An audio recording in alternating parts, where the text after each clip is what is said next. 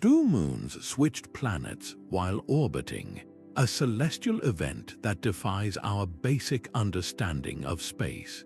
This is the true story of a cosmic dance where two moons exchanged masters, a gravitational anomaly that reshapes everything we thought we knew about stability in our solar system. By the end, you will understand the hidden forces that orchestrate our universe and how such a swap could happen. We will uncover what caused this planetary betrayal and whether it could happen again elsewhere. What does it mean to live in a cosmos where even the moons are not where they belong? Deep in the outer solar system, a silent dance has been playing out for billions of years. Far from the warmth and light of the sun, in the cold, dark expanse, celestial bodies follow their ancient clockwork paths. This is the realm of the giant planets, where gravity is the undisputed master and stability seems absolute. It is against this backdrop of profound order that our strange tale begins, a story that would unravel our simplest assumptions about the cosmos. The key players in this drama are two moons, each once a loyal satellite to its own massive planet. One, a smaller, icy world, traced a wide, looping path around its gas giant parent. The other, larger and more substantial, held a closer, faster orbit. For eons, they were strangers separated by a vast gulf of space, never destined to meet. Their movements were so predictable that you could chart their positions a million years into the future with perfect confidence. This is the celestial stage, a theater of such immense scale and quiet regularity that the idea of a dramatic swap seems almost heretical. The astronomer Carl Sagan often spoke of the grandeur of the cosmos, a grandeur built on these seemingly immutable laws. Yet, it is within this very framework of order that the seeds of chaos can quietly take root. Have you ever looked at something in nature, a mountain or a river, and felt its permanence, only to later learn it was once something entirely different? That is the feeling astronomers experienced when they pieced together this puzzle. To understand the shock of the swap, we must first appreciate the perfect calm that preceded it. So let's look closer at these two moons, frozen in their orbits, unaware of the gravitational intrigue about to unfold. The first clue emerged not with a bang, but with a whisper, a tiny discrepancy in the data that refused to go away. A lone astronomer charting the predictable paths of distant worlds noticed something subtly wrong. The moons were not quite where the equations said they should be. It was a deviation measured in mere arcseconds, a shift so small it could have been dismissed as a glitch, a trick of the atmosphere, or a flaw in the telescope. Yet it persisted, a quiet rebellion against the laws of celestial mechanics. This was the spark, a moment of pure scientific intrigue where a single curious mind chose to question the perfect map of the sky. For centuries, since the first telescopes were pointed upward by pioneers like Galileo Galilei, we have operated on a core belief. Galileo himself noted that all truths are easy to understand once they are discovered, but the path to that discovery is paved with persistent, meticulous observation. The early sky surveys had mapped the broad strokes, but it took modern technology, high-resolution imaging and precise radar ranging to reveal the faint, trembling signature of a system in flux. Orbital mechanics are the universe's clockwork, governed by the relentless pull of gravity. When a moon drifts from its predicted path, it is a signal, a cosmic alarm bell. It suggests that something is pulling on it, an unseen hand tugging at its celestial strings. To track these subtle movements, scientists used methods like radar ranging, bouncing signals off the moons to measure their distance with incredible accuracy, and spectral analysis, studying the light they reflected to understand their composition and motion. The initial hypotheses were cautious, as they always are in science. Perhaps it was an error in the instruments, a miscalibration. Maybe it was a temporary perturbation, a gravitational nudge from a passing asteroid. But as more data poured in, these simpler explanations fell away, leaving a much more profound and puzzling reality. Finding this anomaly was like discovering a single, misplaced piece in a giant, completed jigsaw puzzle. It forces you to not just correct that one piece, but to reconsider the entire picture you thought was finished. What does it take to challenge such deeply held scientific beliefs? It requires a blend of stubbornness and humility, the courage to trust the data over the dogma, and the wisdom to stay open to the utterly unexpected. This quiet discovery, born from a flicker on a chart, would ultimately unravel a cosmic secret and pave the way for an investigation into the greatest gravitational heist in the solar system. The universe runs on a silent, ceaseless game of tug-of-war, with gravity as the only rope. Picture our two moons, each one caught in a delicate dance between the overwhelming pull of their home planet and the subtle, yet persistent, tugs from their celestial neighbors. For most of cosmic history, this balance held firm, but introduce the right conditions and that stability can fray, leading to an astonishing exchange. The key to this lies in two powerful concepts: tidal forces and resonance. Tidal forces are the stretching pull a planet exerts on a moon, the same force that creates ocean tides on Earth. Over immense spans of time, this stretching can transfer energy, subtly altering an orbit. Resonance is more like a rhythmic push. If the orbital periods of two moons fall into a simple ratio, say 2 orbits for every 3 of the other, their gravitational nudges can reinforce each other with every pass, like pushing a child on a swing at just the right moment. These small, rhythmic kicks can build into a powerful shove. Isaac Newton's laws of motion and universal gravitation provide the rulebook for this cosmic game.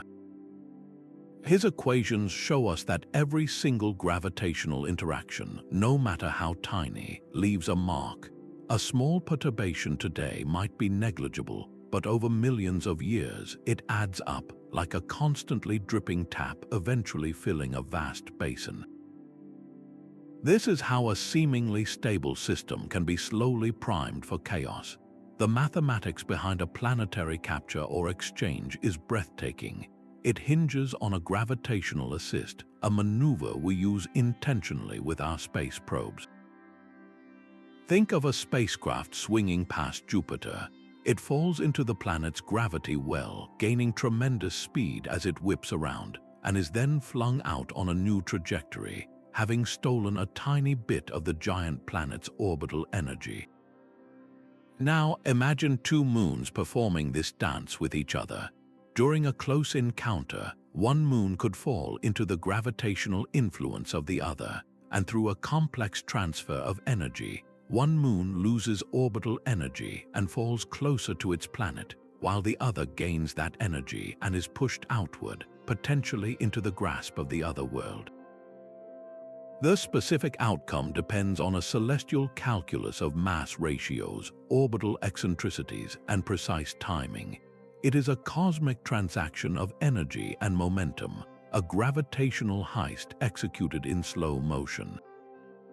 This makes you wonder what unseen forces are acting on you, not in a celestial sense, but in the course of your own life. Small, consistent pressures from your environment, your community, or your own habits can, over many years, gently pull you onto a path you never initially saw for yourself. The story of the switching moons is not one of sudden, violent catastrophe, but of gradual, inevitable change orchestrated by the silent, cumulative power of countless tiny tugs. That silent, cumulative power of countless tiny tugs hints at an even grander upheaval. The stage for the great moon swap was not set by the planets themselves, but by their slow, epic wanderings across the solar system.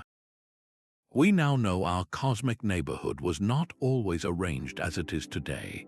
In its youth, the solar system was a dynamic and turbulent place, with entire planets migrating from their original orbits. This concept, known as planetary migration, is the hidden key that unlocked the possibility for our two moons to exchange masters. Picture the early solar system not as a static family portrait, but as a bustling, crowded dance floor where the largest dancers, the gas giants, were still shifting their positions. Their gravitational influence was so immense that as they drifted, they sent shockwaves through the entire system, scattering smaller bodies and utterly reshaping the orbital landscape. This is not a fringe idea. Leading astrophysicists like Konstantin Batygin point to migration theories to explain the puzzling architectures of many distant exoplanet systems, suggesting our own solar system underwent a similar chaotic rearrangement. The most prominent framework for this is the NICE model, a hypothesis that details a dramatic gravitational shake-up. It proposes that the giant planets initially formed much closer together before a period of instability sent them scattering outward. Jupiter likely moved slightly inward, while Saturn, Uranus, and Neptune migrated outward, their paths crossing and disrupting vast swaths of space. As these behemoths shifted, their gravitational reach swept through the populations of asteroids and icy planetesimals, flinging some into the outer darkness and hurling others inward in a cosmic bombardment. For the moons orbiting these giants, this was a period of extreme peril. The stable gravitational fields they relied on were suddenly in flux. A moon comfortably orbiting one planet could find its path violently stretched and distorted as its host planet moved, or as another giant passed nearby. The delicate orbital resonances that once provided stability could have been thrown into chaos, turning rhythmic nudges into powerful, destabilizing shoves. The evidence for this great migration is etched into the solar system's very structure.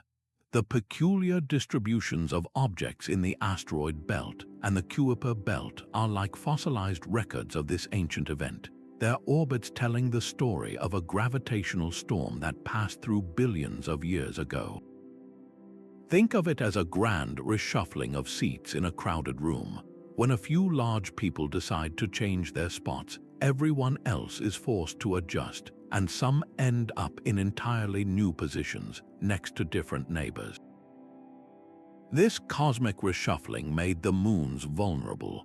It primed the system, creating the precise conditions of instability and close encounters necessary for the gravitational trade to occur. It forces a profound reflection. What long-term shifts in your own environment, perhaps so gradual you barely noticed them, have ultimately led to the most significant changes in your life? The migration of the planets was not a swift catastrophe, but a fundamental reordering of the solar system's architecture, a reordering that left behind a trail of cosmic oddities, including two moons that had, against all odds, switched places. Pinpointing the exact moment these moons traded places is a forensic science of cosmic proportions. Scientists became celestial detectives, sifting through the evidence left behind across billions of years.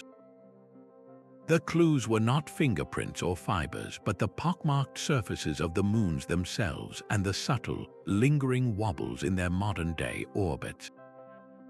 By combining radiometric dating of surface rocks with immensely powerful computer simulations, they began to reconstruct the timeline of this ancient event.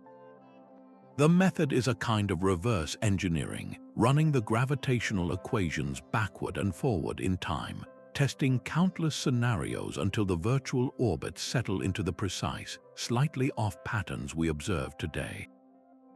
This painstaking work revealed the swap was not a recent affair, but a drama from the solar system's wild youth, likely occurring within the first billion years after the planets formed. It was an era of chaotic migrations and frequent bombardments, the perfect storm of instability required for such a gravitational theft to succeed. The concept of chaos theory is vital here, often illustrated by the butterfly effect, where a tiny change in initial conditions can lead to vastly different outcomes. In this celestial context, a small gravitational nudge from a passing asteroid or a particular alignment of the planets could have provided the critical push that sent the moons onto their new, swapped paths. The evidence is also written in the geology. The patterns of impact craters on a moon's surface act like a historical record. A sudden, major shift in orbit would have exposed the moon to a different population of asteroids and comets, potentially leaving a distinct signature in the size, distribution, and age of its craters. One might find a layer of ancient, heavy cratering, followed by a period of relative calm, and then a new wave of impacts characteristic of its new orbital neighborhood. This would be the geological fingerprint of the swap. Picture a complex, perfectly synchronized clock. If one gear suddenly jumps its track, the entire mechanism is thrown into disarray, its timing irrevocably altered. The solar system is that clock, and the moon swap was that skipped gear, a disruption whose timing reveals the fragility of cosmic order. How often in history has a single, precisely timed event, a chance meeting or a sudden decision, irrevocably altered the course of everything that followed? Determining the chronology of this event does more than just satisfy our curiosity about the past.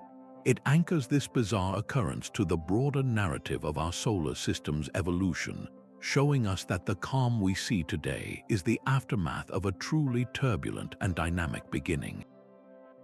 Even the most perfectly timed orbital dance can be thrown into chaos by an uninvited guest. The gravitational bonds holding our two moons to their planets, though weakened by migration, might have required one final, decisive push to break.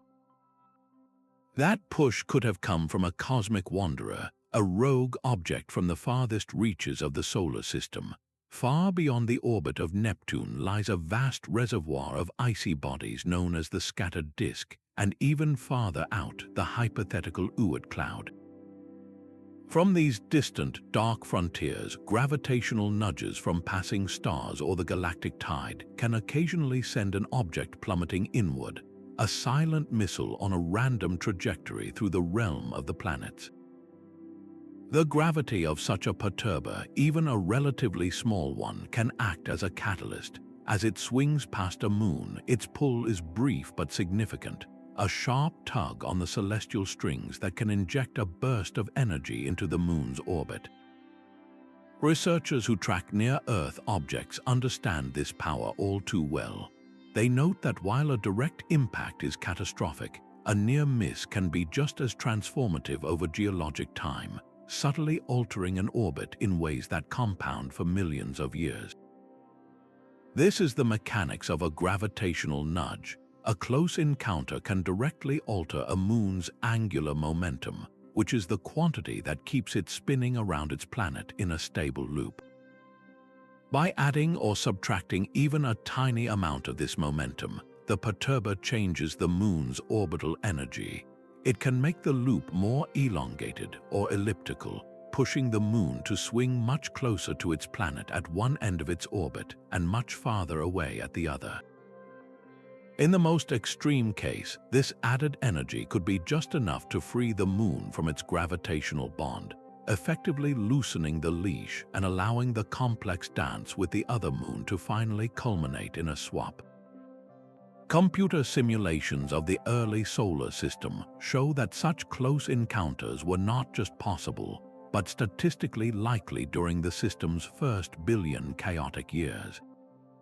The sheer number of objects drifting through the planetary zone made the solar system a cosmic shooting gallery. A powerful analogy for this exists in our recent history. In 1994, astronomers watched as comet Shoemaker-Levy 9, which had been torn apart by Jupiter's gravity, slammed into the giant planet. The impacts were spectacular, but the comet's initial capture by Jupiter years before was the real demonstration of an external perturber's power.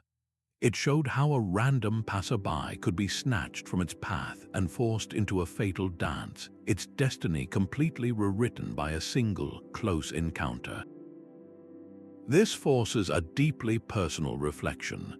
Can you identify a moment, a chance meeting, or an unexpected piece of news that acted as a catalyst in your own life, sending you down a path you never anticipated?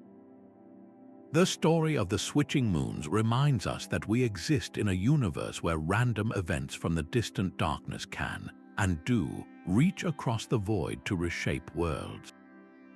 These cosmic duos, known as binary moon systems, add another layer of intrigue to our story. In these rare and delicate arrangements, two moons orbit each other as they journey together around their host planet, locked in a synchronized dance of mutual gravity. Their partnership creates a fragile equilibrium, a pocket of stability within the larger, more powerful gravitational field of their giant parent. But this balance is precarious. When the solar system was in turmoil, such a system would have been exquisitely sensitive to the chaos, its fate hinging on the interplay between its two members. Orbital dynamicists who study these relationships note that binary moons are constantly trading energy and momentum. A slight nudge from one can be amplified through their gravitational link, leading to dramatic and sometimes irreversible changes in their paths. This constant exchange is the key to understanding how a swap could be facilitated. To grasp why, we need to explore the concept of a planet's Hill sphere. Imagine this as a planet's personal zone of gravitational influence, a bubble in space where its gravity dominates over the sun's. Within this bubble, a planet's moons reside. For a binary pair, their delicate dance happens entirely inside this sphere. Their mutual pull keeps them orbiting one another, but that bond is always competing with the far stronger tug of the planet below. The stability of their partnership depends entirely on their position within this sphere and their distance from each other. If they drift too close to the edge of the Hill sphere, or if their own orbits bring them unusually near to one another, the system can be torn apart. One moon might be ejected entirely, flung out into the solar system, or in the case of our story, the gravitational interplay could cause one moon to be captured by the planet while the other is kicked onto a new trajectory, potentially setting the stage for a swap. We see echoes of this complex choreography in our own cosmic backyard with Pluto and its moons. Pluto's large moon, Charon, dominates the system, but the four smaller moons Styx, Nix, Kerberos, and Hydrad dance around the Pluto-Charon binary in a bewilderingly complex gravitational environment.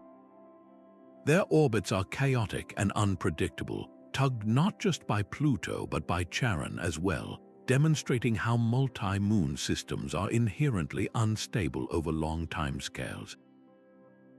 Think of two acrobats balanced on a single tightrope, their weights perfectly countering each other. They are a single, stable unit, but if a sudden gust of wind shakes the rope, their delicate balance is broken. One acrobat might shift their weight abruptly to compensate, an action that forces the other to leap to a different rope entirely to avoid a fall.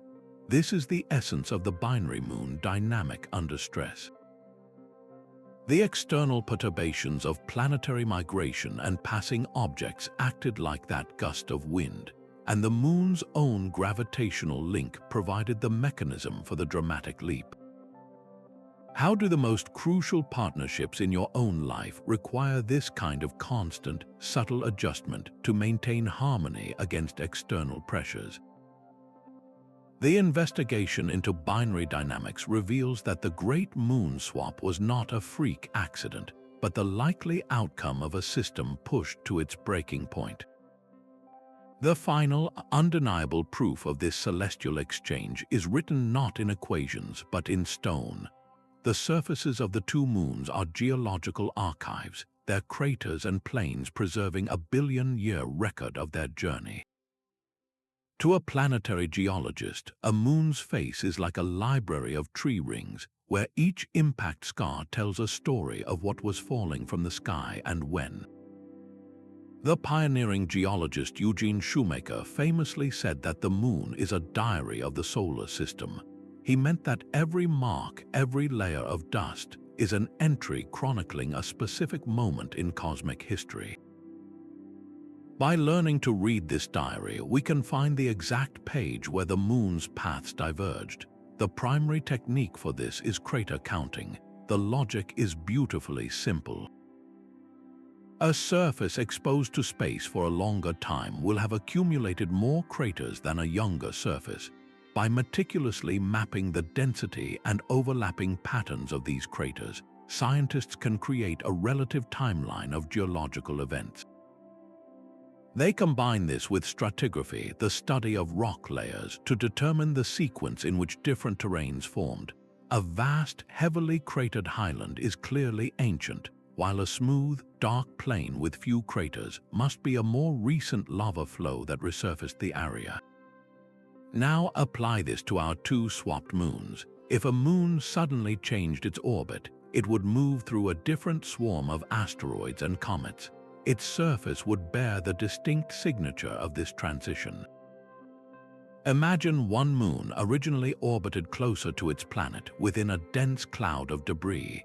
Its oldest surfaces would be saturated with small, frequent craters.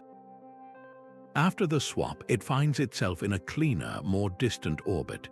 The newer craters that form on its surface would be larger but far less numerous, a testament to its new, quieter neighborhood. We see this principle at work closer to home. Earth's own moon shows a dramatic difference between its heavily cratered highlands and the younger, smoother maria or seas of hardened lava. The Martian moon Phobos, with its bizarrely grooved surface and a single gigantic crater, tells a story of a violent past that likely involved a drastic orbital shift or a near disintegration. Piecing together this evidence is like forensic analysis at a cosmic crime scene. You arrive to find the aftermath by examining the placement of the evidence, the angles of impact, and the layering of the debris. You can reconstruct the sequence of events that led to the final scene. The crater patterns on these moons are the bullet holes and broken glass of this gravitational heist.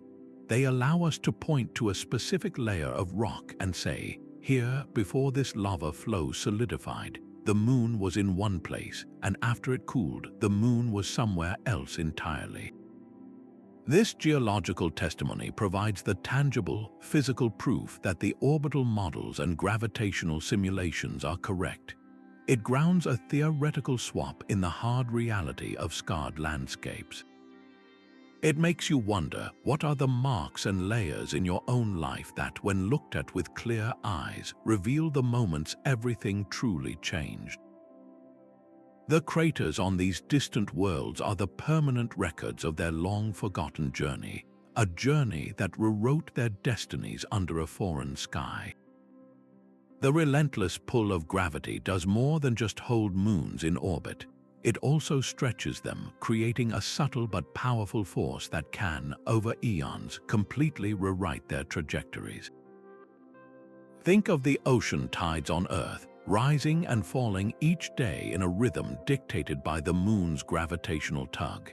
This is a visible example of a tidal force, the same kind of force that works invisibly on our distant moons, sculpting their paths with patient, unstoppable power.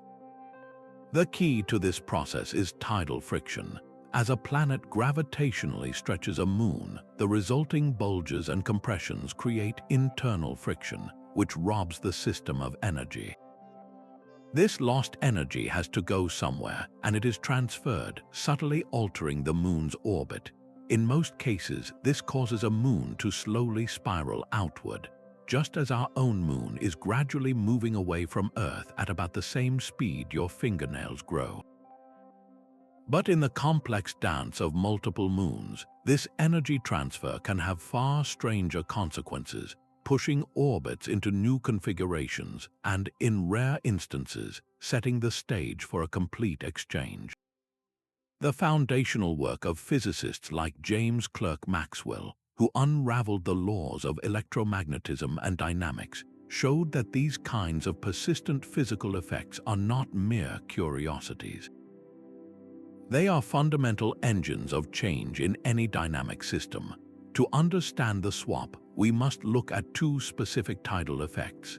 The first is tidal locking, where the tidal forces have slowed a moon's rotation until it permanently shows the same face to its planet, just as our moon does to Earth. The second is orbital resonance, which occurs when the orbital periods of two moons fall into a simple, repeating ratio. When tidal forces help establish such a resonance, their gravitational nudges synchronize, amplifying each pass into a powerful, rhythmic push. For our two moons, their rotational periods and orbital eccentricities, the degrees to which their orbits were oval-shaped, were critical. One moon, perhaps already tidally locked, might have had a more circular path. The other, with a more eccentric orbit, would have experienced much stronger tidal flexing at its closest approach to the planet. This difference in how they were stretched and squeezed by their planet's gravity would have caused a constant, lopsided transfer of energy between them through their resonant link. Over millions of years, this tidal pumping acted like a steady hand on a pump, slowly but surely pushing one moon to lose orbital energy and fall inward, while the other gained that energy and was pushed outward. This gradual preparation by tidal forces was the essential setup, priming the system for the final, dramatic gravitational assist that completed the swap. The Earth-Moon system is our clearest window into this slow-motion drama. The friction from Earth's tides is not only pushing the Moon away, but also gradually slowing our planet's rotation, lengthening our day. It is a testament to how the smallest, most consistent forces can, given enough time, alter the fundamental clockwork of a world.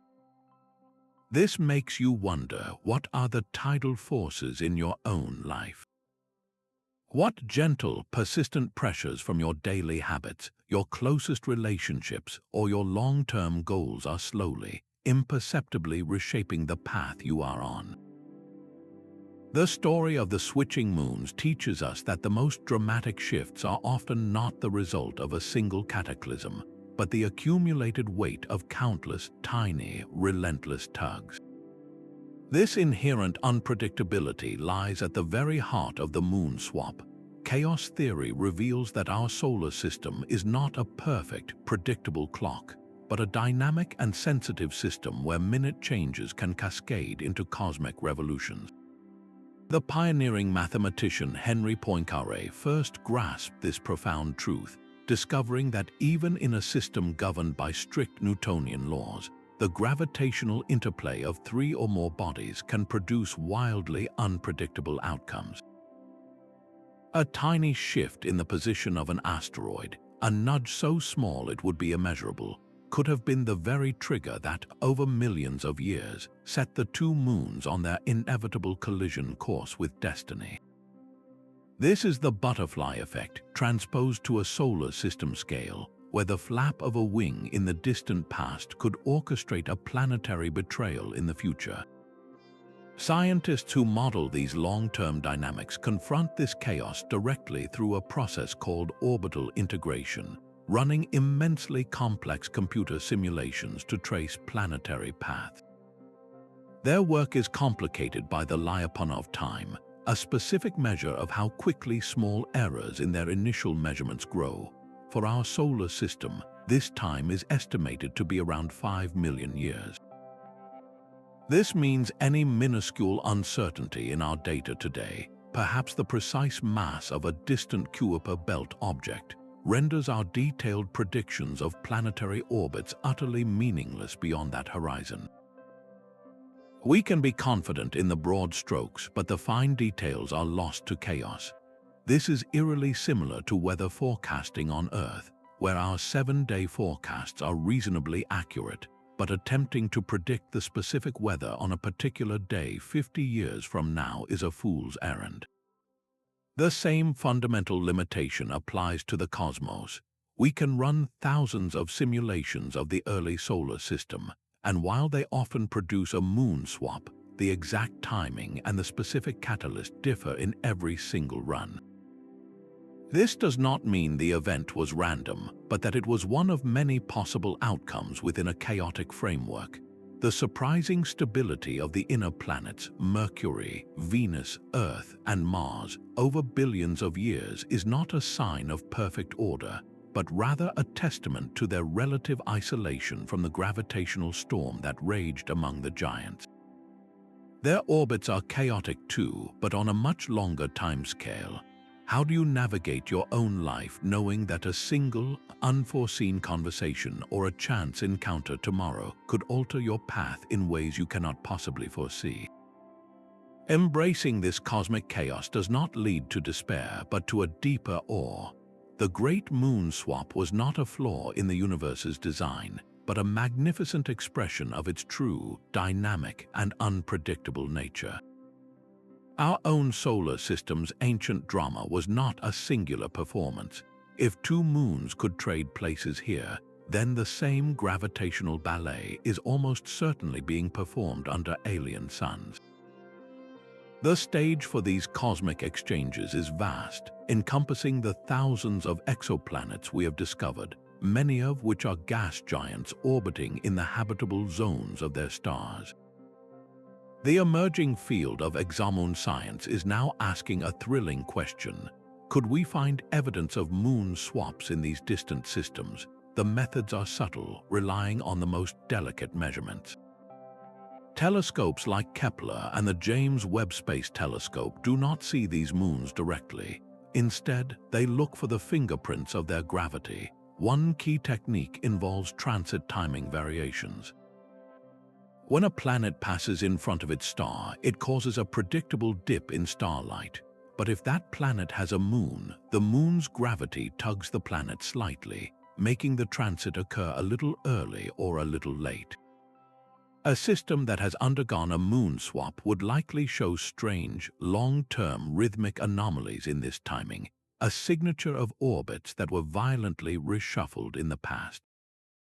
The implications reach far beyond orbital mechanics. Astrobiologists suggest that a moon exchange could be a pivotal event for life. A planet's climate is deeply tied to its moons.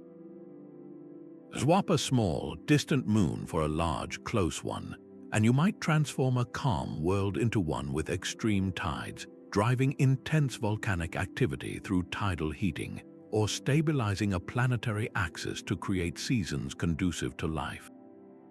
A moon's gravitational influence can be the difference between a frozen, sterile rock and a world rippling with liquid water and potential. To model these distant possibilities, scientists create intricate simulations of exoplanetary systems. They begin with what we know from our own history, particularly the role of planetary migration. In a hypothetical twin to our early solar system, a gas giant migrating inward could scatter its own moons, forcing them into resonant orbits that culminate in an exchange. The gravitational chaos would leave a distinct mark, perhaps a system where one moon orbits surprisingly far out, while another is tucked unusually close, their positions a permanent record of their swapped allegiance. Consider a star system hundreds of light-years away, where two icy moons once circled different gas giants. Through a slow dance of gravitational nudges and a close encounter with a wandering object, they trade places.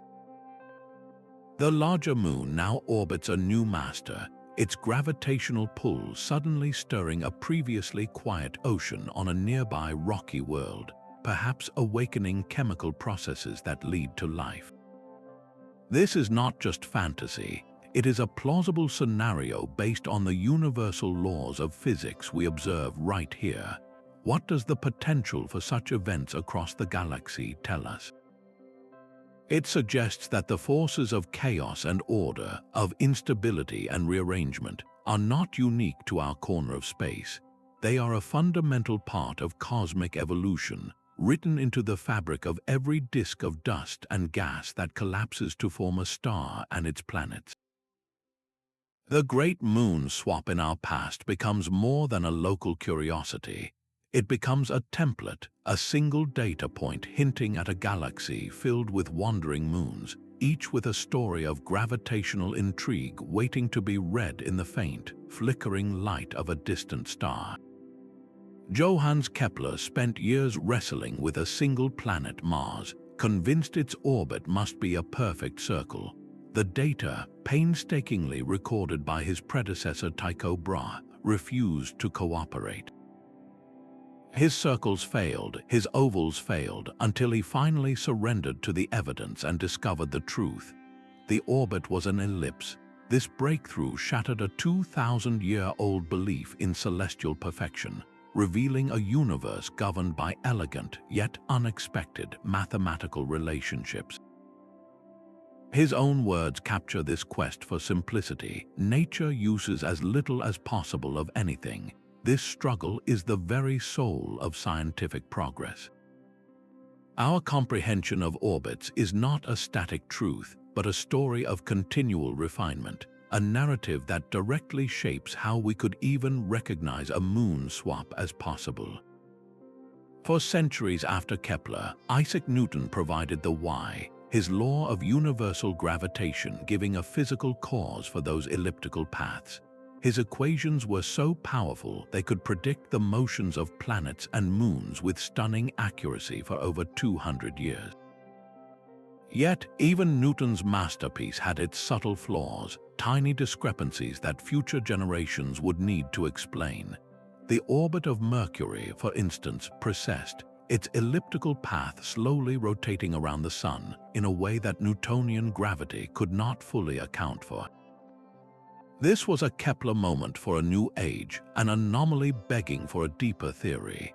Albert Einstein provided it with his general theory of relativity, revealing that gravity is not a mysterious force acting at a distance, but the curvature of spacetime itself by mass. This new model perfectly explained Mercury's wobble, proving that our maps of reality must be constantly redrawn. Think of it like this: the first map of a continent may show the rough shape of the coastline. Later maps add rivers and mountains. Then come the detailed surveys that reveal hidden valleys and shifting sandbars. Each version is more accurate, yet each is also provisional, awaiting the next discovery.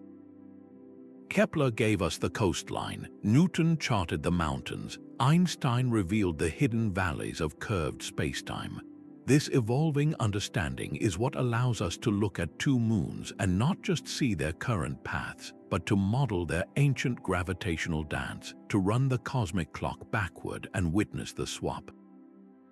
Without this historical context, such an event would be an incomprehensible glitch.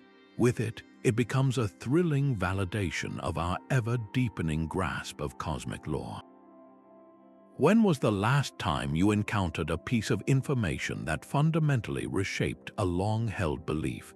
The discovery of the switching moons sits squarely within this grand tradition, a puzzle that only makes sense because we first learned to see the sky through the eyes of Kepler, Newton, and Einstein. These digital reconstructions are the closest we can get to a time machine. Supercomputers take the laws of physics and run them forward for millions of years at an accelerated pace, testing countless versions of the solar system's chaotic youth. Each iteration is a separate universe inside a machine, a virtual experiment where gravity is the only artist. The primary tool for this work is the N-body simulation, a computational model that calculates the gravitational forces between every single object in the system, tracking their motions through digital space. Computational astrophysicists who specialize in this work explain that their goal is not to find a single perfect story, but to run a vast ensemble of possibilities. They look for the common outcomes, the scenarios where the virtual solar system evolves into a state that matches the one we observe today, with its two moons in their swapped positions. The process begins with setting the initial conditions. Scientists input the estimated masses of the planets, the starting positions and velocities of the moons, and the potential influence of a surrounding cloud of planetesimals. These numbers are our best guesses based on current data, but they are still just guesses from billions of years ago. The simulation then begins its epic run, calculating the gravitational pull between every object at every tiny time step. A single run can involve tracking thousands of bodies over billions of simulated years, requiring immense processing power. The challenge of accuracy is immense. In any long-term calculation, tiny rounding errors in the computer's math can accumulate, like a ship drifting off course by a fraction of a degree and ending up on the wrong continent. To combat this, scientists use highly precise numerical integrators, algorithms designed to minimize this drift over cosmic timescales. They run the same simulation with slightly different starting parameters, a technique called a perturbation study, to see how sensitive the outcome is to the initial setup. In most runs, the moons stay put. In a few, they collide or are flung into deep space. But in a small, statistically significant fraction of the simulations, the precise conditions align. The rhythmic gravitational nudges build, a close encounter occurs, and the two moons perform their ancient swap, settling into orbits that perfectly mirror reality. This process is like rerunning a famous historical battle with different troop placements and weather conditions to see which strategies could have led to the actual outcome. You are not just watching a replay, you are exploring the landscape of what could have been, finding the paths that lead from cause to effect. How often do you run mental simulations of your own, playing out conversations or decisions in your mind to test possible futures before you act? These cosmic simulations transform a wild idea from mere speculation into a testable, quantifiable scientific narrative. They breathe life into the equations, allowing us to witness the gravitational heist not as a theory, but as a digital reality. This cosmic rearrangement holds a profound secret, one that reaches beyond orbits and gravity into the very question of life itself. If a moon were a living world or on the cusp of becoming one, its sudden journey to a new planet would be the ultimate environmental shock. The concept of a habitable zone, often called the Goldilocks zone, is not just for planets. It is the region around a star where temperatures are just right for liquid water to exist on a world's surface. But for a moon, this delicate balance is doubly complex, dictated by both its distance from its star and its position relative to its host planet. A swap could rip a moon from a stable, life-friendly orbit and fling it into a deep freeze, or conversely, thaw a frozen wasteland into a potential paradise. The late, great Carl Sagan often pondered the cosmic requirements for life, emphasizing that while the universe seems tailor-made for life to emerge, it requires immense spans of stable, clement conditions for biology to gain a foothold. A moon switching planets shatters that stability in a geological instant. The key factors for habitability are all governed by orbit.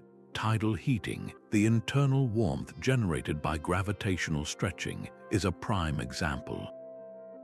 A moon in a tight, eccentric orbit around a massive planet gets constantly kneaded, its interior kept warm and liquid. We see this on Jupiter's moon Europa and Saturn's Enceladus, where orbital dynamics maintain vast, global subsurface oceans beneath icy shells.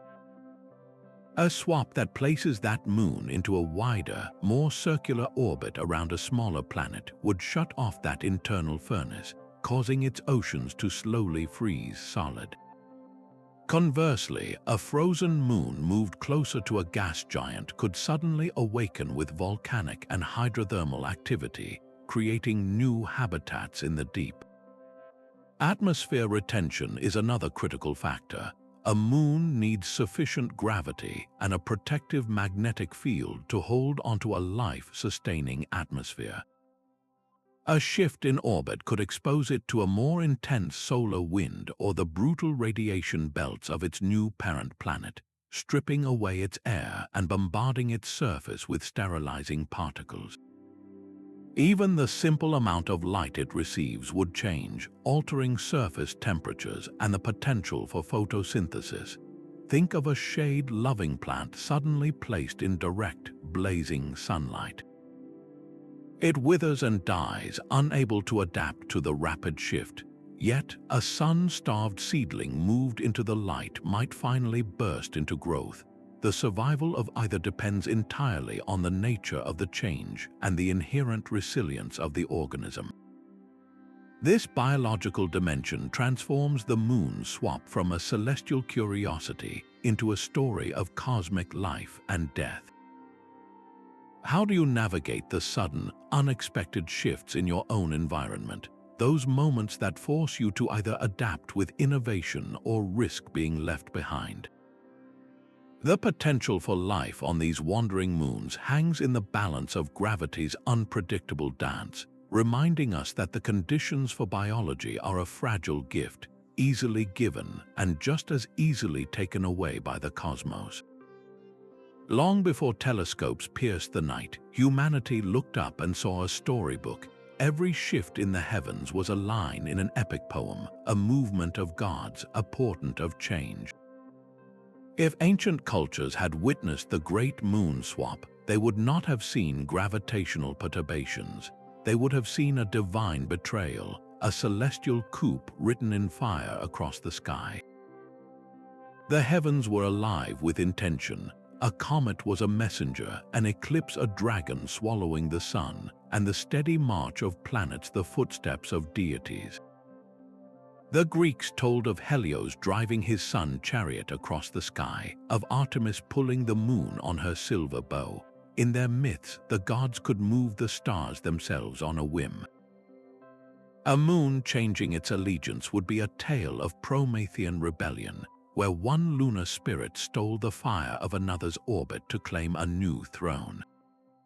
An anthropologist who studies these ancient sky watchers notes that celestial events are often the bedrock of cultural identity, directly shaping calendars, harvest rituals, and creation myths. A sudden, dramatic event like a moon swap would have been woven into the very fabric of their understanding, a permanent scar on their cosmic memory. This human impulse to narrate the unknown is our oldest science. We see it in the Norse myth of Skald and Hati, wolves forever chasing the sun and moon, whose capture would bring about Ragnarok. We see it in the Aboriginal Dreamtime stories, where ancestors shaped the land and placed the stars as guides. A wandering moon would fit perfectly into these narratives as a great spirit who lost its way or fought a battle in the sky. The story of Icarus, the boy who flew too close to the sun, is a powerful metaphor for this cosmic dynamic. It is a tale of overreaching, of a system pushed beyond its stable limits. The moons, in their gravitational dance, flew too close to the edge of their celestial order, and in that moment of cosmic hubris, their fates were irrevocably swapped. Their wax wings of orbital stability melted in the heat of gravitational chaos. Modern discoveries like the moon swap do not erase these old stories. Instead, they give them a new, profound resonance. They allow us to reinterpret the myths not as naive fictions, but as profound, intuitive grasps at cosmic truths, clothed in the language of their time. Today, this event inspires new myths in our own culture, appearing in science fiction as tales of rogue planets and stolen worlds, symbols of upheaval and unexpected change. What stories do you tell yourself to make sense of the sudden, unexpected shifts in your own life? We still use narrative as our primary tool to navigate chaos, to transform bewildering events into a journey with meaning. The cultural lens reveals that our scientific quest and our storytelling instinct are not opposites. but two sides of the same human coin, both striving to map the magnificent, often bewildering, cosmos we call home. This newfound power to map and even manipulate orbits leads us to a profound ethical crossroads. We stand at the threshold of an era where humanity could theoretically prevent, or even instigate, a celestial event like a moon swap. The same principles that explain this ancient gravitational heist could one day grant us the tools to become conductors of the cosmic dance, raising a monumental question about our responsibility in the solar system. The field of planetary protection is already grappling with how to explore other worlds without contaminating them, but this goes a step further. It asks if we have a duty to preserve the natural orbital mechanics of a system, or if our own survival might one day demand that we intervene. Ethicists specializing in space policy are deeply divided. One camp argues for a principle of cosmic non-interference, suggesting that these billion-year-old gravitational balances represent a natural order we have no right to disrupt. The other contends that as a conscious, spacefaring species, we have a responsibility to use our knowledge to safeguard our civilization from existential threats, even if that means gently steering a wandering moon. The technologies to attempt this are not pure science fiction. Concepts like gravitational tractors involve placing a massive spacecraft near a celestial body, using its tiny but persistent gravitational pull to slowly alter the object's path over decades. While designed for asteroid deflection, the same principle could, in theory, be applied to stabilize a moon on a dangerous trajectory, but the risks of unintended consequences are staggering. Orbital systems are a web of immense complexity. Tugging on one thread, even with the best intentions, could send unpredictable vibrations through the entire structure. A maneuver to secure one moon might inadvertently push another into a destabilizing resonance, triggering a cascade of collisions we never foresaw. We have a historical precedent for this dilemma right here on Earth in the heated debates over geoengineering. Proposals to combat climate change by injecting reflective particles into the atmosphere to block sunlight are met with fierce opposition. Critics warn that tampering with a system we do not fully understand could create new, worse problems, triggering droughts or famines on the other side of the globe. The same caution must apply to celestial mechanics. Imagine a beautifully balanced mobile hanging from the ceiling. Each piece is held in perfect tension with the others.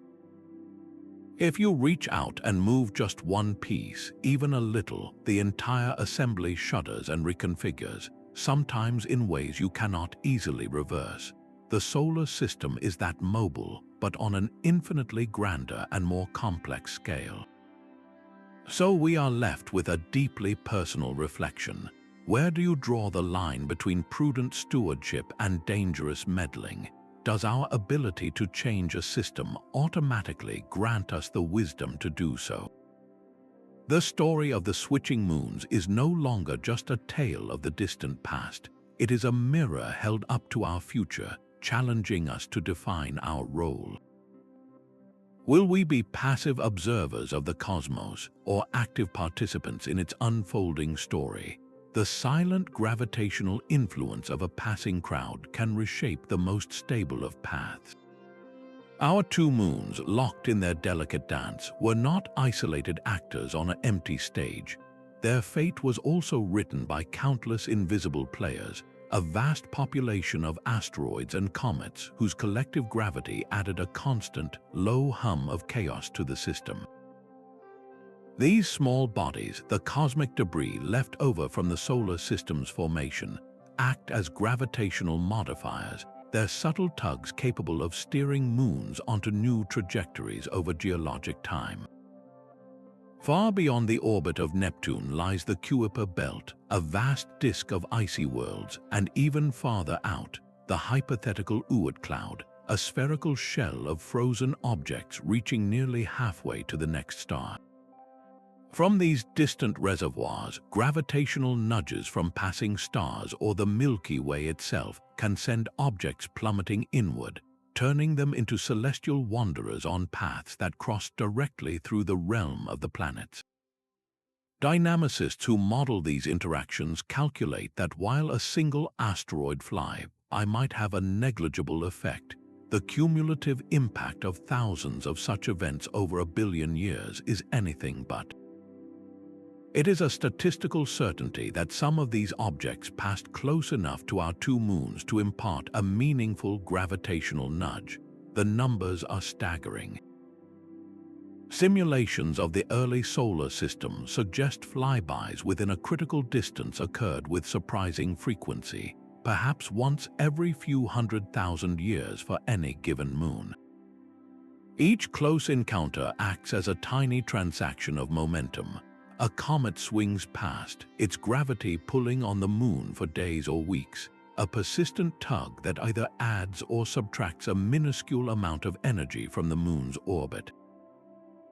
In most cases, the effect is too small to matter, but if the moon is already on the edge of instability, primed by tidal forces and resonances, that one extra nudge can be the final push that sends it over the edge. Think of it like walking through a crowded hallway. You have a clear destination in mind, a straight path, but as you move, you constantly adjust your course, bumping shoulders with one person, sidestepping another. Each interaction is minor, but their collective effect is to make your journey slower, less direct, and more unpredictable. One unexpected bump from a person rounding a corner could even spin you around completely, sending you momentarily in the opposite direction. The asteroid and comet populations are that bustling crowd, and the moons are the individuals trying to navigate through it. How often has your own direction in life been subtly, or even dramatically, altered by the influence of an external group, a community you passed through, or a chance encounter with a stranger?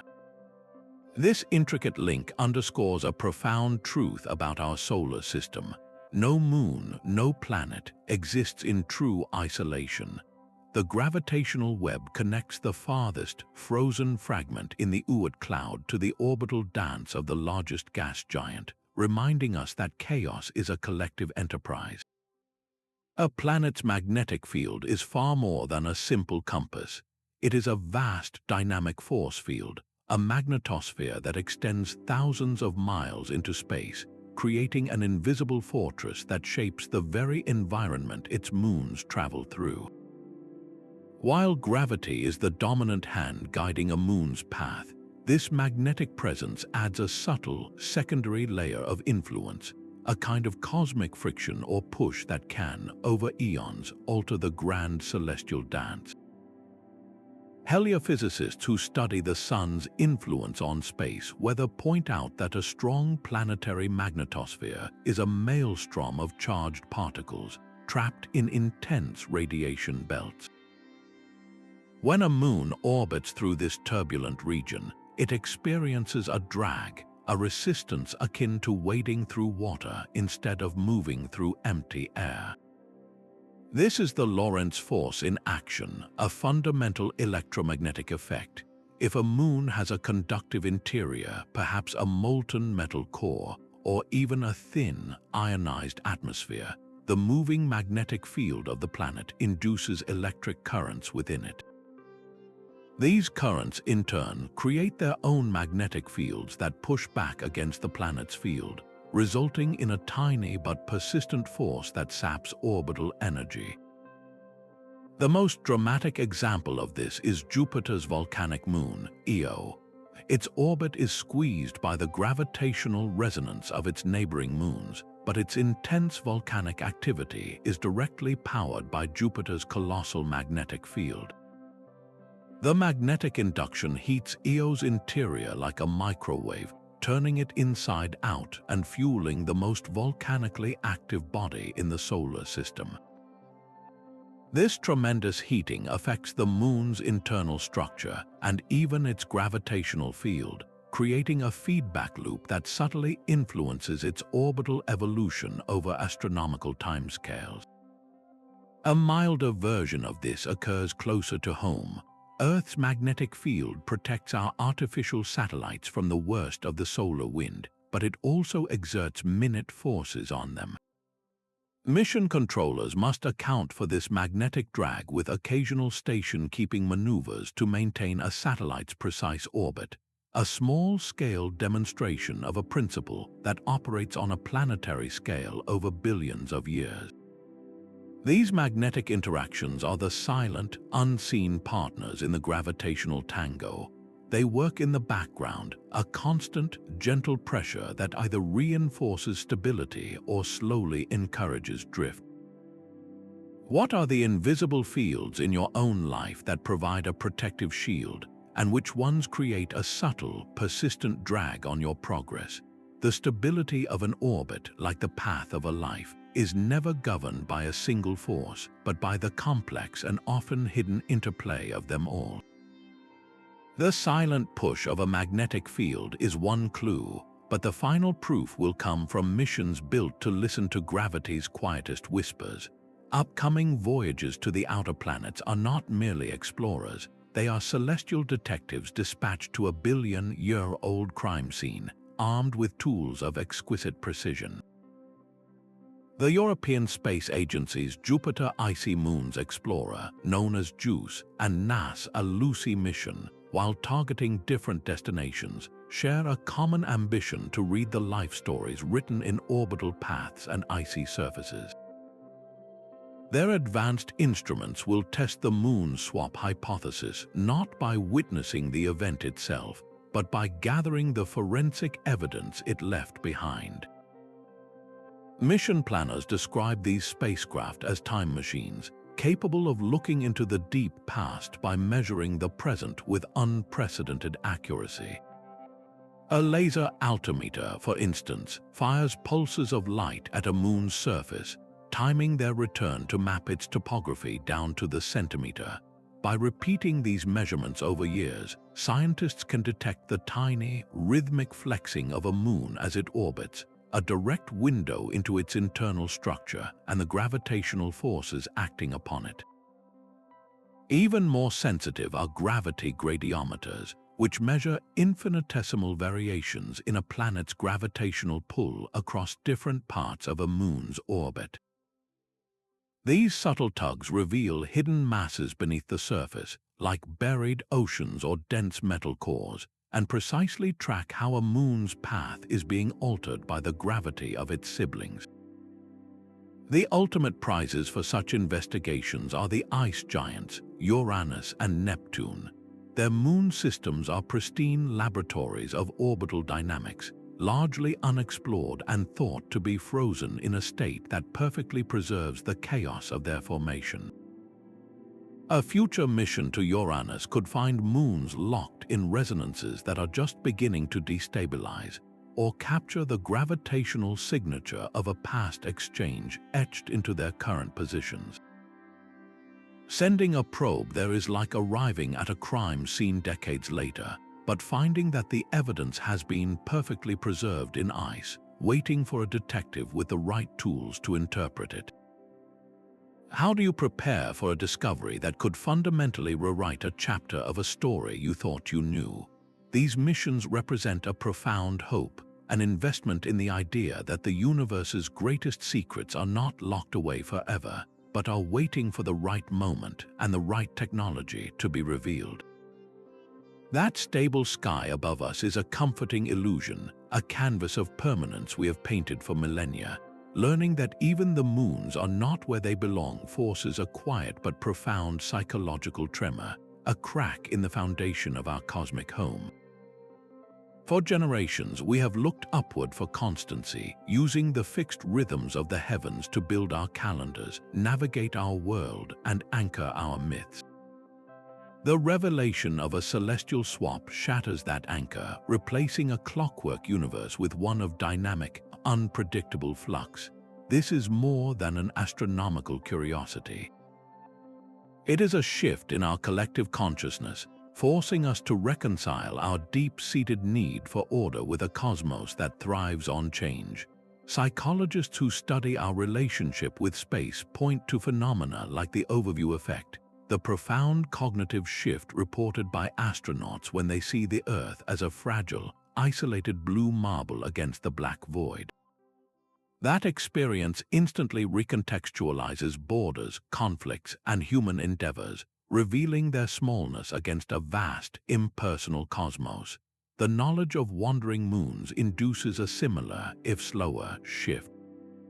It is the overview effect experienced from the ground, a dawning realization that the very framework of our solar system is a temporary arrangement, a snapshot in a billion-year film of gravitational negotiation. The astrophysicist Neil deGrasse Tyson often reflects on this, suggesting that cosmic discoveries do not diminish us, but instead invite us to enlarge our perspective. He argues that understanding our planet as a speck in a dynamic and evolving system is not a cause for despair, but a call to maturity. It challenges the primitive comfort we derived from believing the universe was arranged for our benefit and asks us to find a more resilient, nuanced place within it. This mirrors the greatest upheavals in scientific thought. When Copernicus displaced Earth from the center of the universe, it was not merely a mathematical correction. It was a philosophical earthquake that forced humanity to confront its own mediocrity in the cosmic scheme. The Church resisted not just the science, but the terrifying implication that humanity might not be the central project of creation.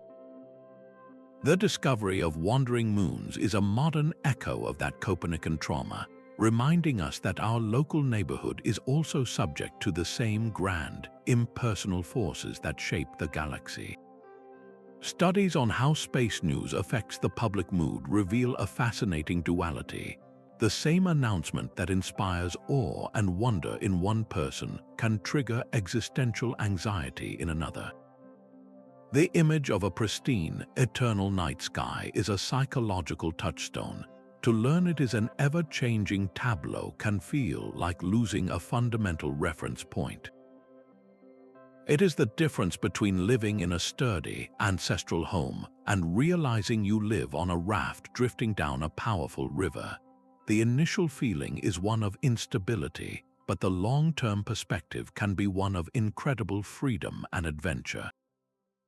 Think of the moment in your own life when you realized your hometown was not the center of the world, but just one small dot on a vast map. That realization is simultaneously humbling and expanding. It shrinks the dramas of your immediate surroundings while opening up an infinite landscape of other possibilities, other cultures, and other ways of being. The universe, with its swapping moons and migrating planets, is simply inviting us to make that same leap on a cosmic scale. How do you find comfort in a universe that is constantly changing? You do not find it by searching for permanent footholds in the shifting sand. You find it by learning to swim, by building your resilience on the ability to adapt, to learn, and to marvel at the dynamism itself. The true mystery is not the instability of the cosmos, but the incredible capacity of the human spirit to face that instability and not only endure but be inspired by it. The celestial dance of wandering moons is not just a spectacle for astronomers. It holds a direct, sobering message for the future of humanity in space, a future built on the promise of resources. The burgeoning space economy envisions a time when we mine water ice from lunar poles or extract rare minerals from asteroid belts, turning the desolate landscapes of moons into the oil fields and mines of a new frontier. But what if the very real estate you invested in was suddenly, fundamentally relocated? A moon swapping planets would be the ultimate economic upheaval, a cosmic event that could render a trillion-dollar industry obsolete overnight. Space resource experts point to orbital stability as the bedrock of any off-world venture. Without it, the financial risk becomes astronomical. The feasibility of mining any celestial body hinges on its orbital characteristics. The most critical is delta V, a term engineers use for the change in velocity needed to get from one place to another. It is essentially the fuel cost of a space mission.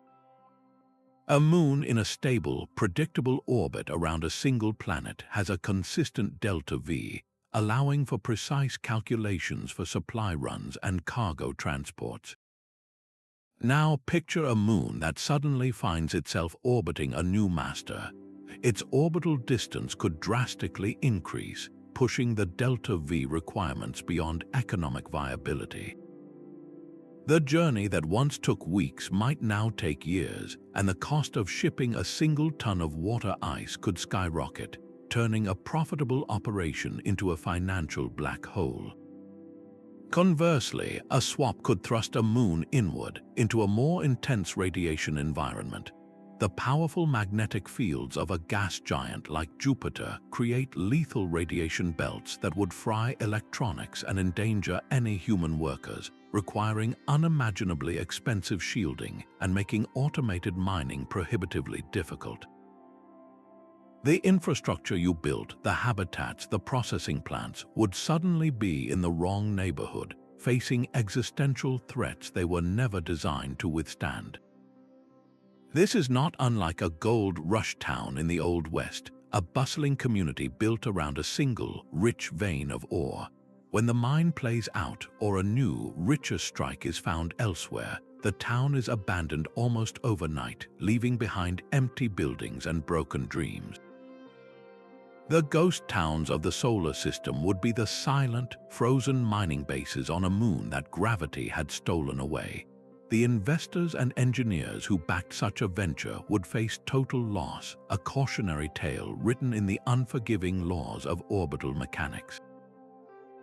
This forces a deeply practical reflection. How do you adapt your long-term plans, your life's work, when forces entirely beyond your control rewrite the fundamental rules of the game? The story of the switching moons pulls this cosmic mystery down to Earth, grounding it in the stark realities of economics and survival. It reminds us that our ambitions are always subject to the older, more powerful forces of the universe. A moon's climate is not a local affair, but a direct consequence of its celestial address. Every aspect of its environment, from the stability of its atmosphere to the churning of its hidden oceans, is dictated by the precise gravitational relationship it shares with its planet. A swap is not merely a change of scenery, it is a fundamental rewriting of a world's entire operating system. Take the case of a moon like Jupiter's Europa.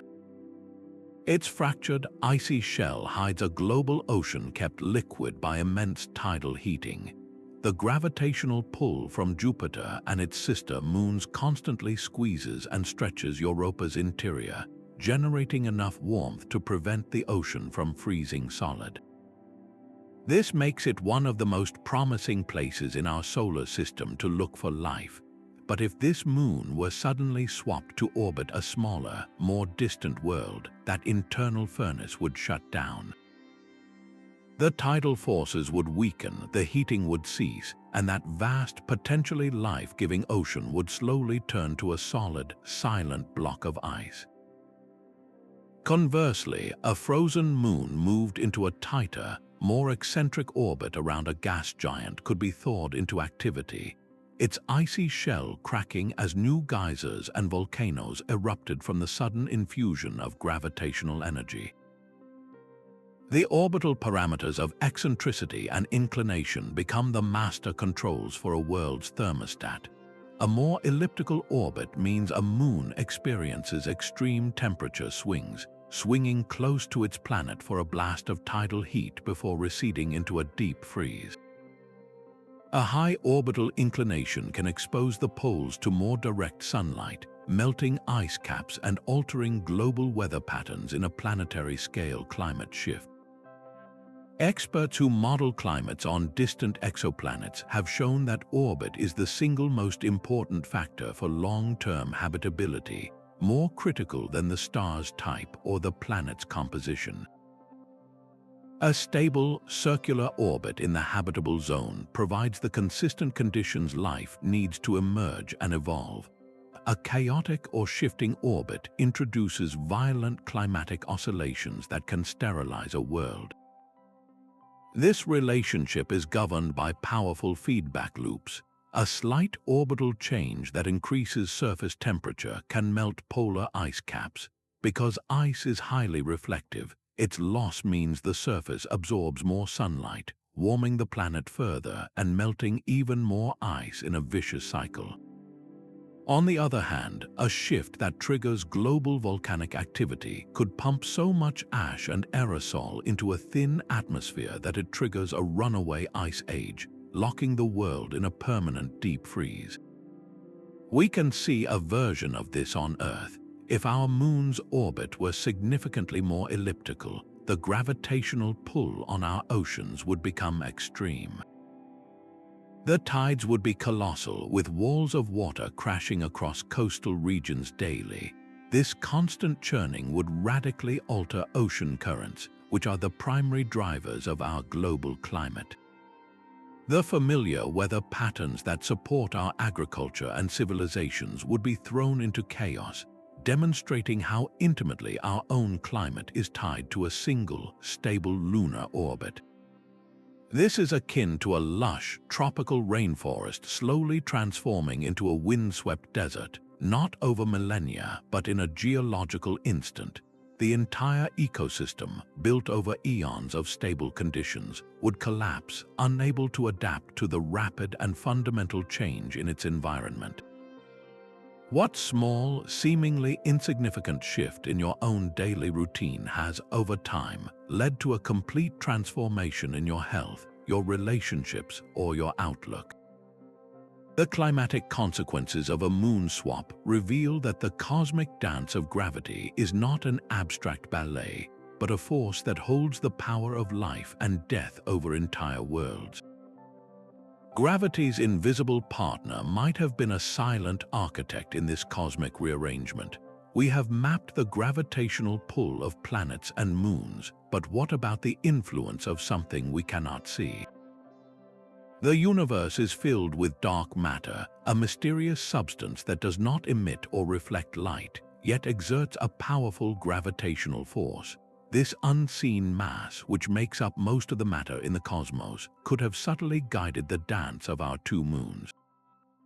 The pioneering astronomer Vera Rubin provided the first compelling evidence for dark matter by observing that stars at the edges of galaxies moved too quickly to be held by visible matter alone.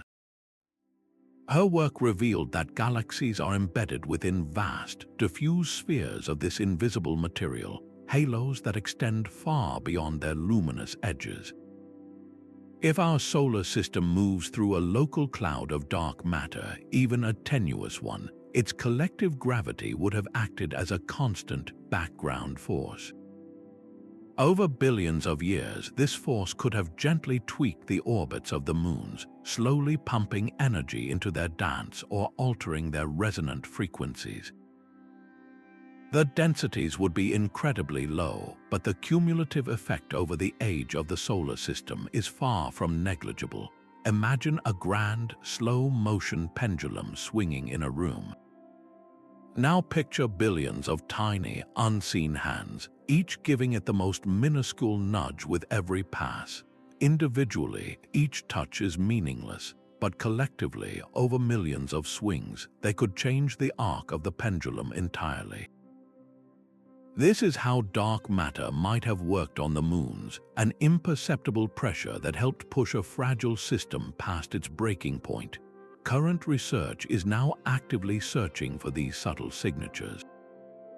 Scientists are using ultra-precise tracking of spacecraft and the orbits of distant asteroids, looking for any anomalies in their motion that could be attributed to the gravitational tug of local dark matter clumps. While no definitive proof has been found within our solar system, the possibility remains a tantalizing frontier, pushing the very boundaries of known physics. It forces a deeply human question: How much of your own life's path has been shaped by forces you cannot easily see or name?